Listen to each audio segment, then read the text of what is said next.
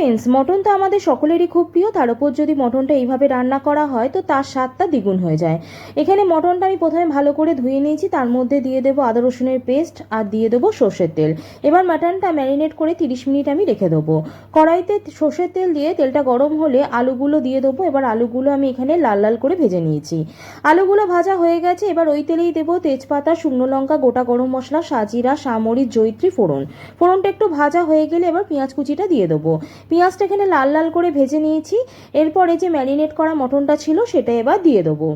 দিয়ে নাড়াচাড়া করতে থাকবো। মোটামুটি 10 মিনিট ভালো করে পেঁয়াজের সাথে মাটনটা কষিয়ে নিয়ে দিয়ে দেবো টমেটো কুচি। দিয়ে বেশ কিছুক্ষণ নাড়াচাড়া করতে থাকবো। এবারে দিয়ে দেবো একটা গোটা রসুন। তারপরে দিয়ে দেবো কিছুক্ষণ নাড়াচাড়ার পর দিয়ে দেবো এবার আদা রসুনের আর শুকনো লঙ্কার একটা পেস্ট বানিয়েছি সেটা দিয়ে দেবো।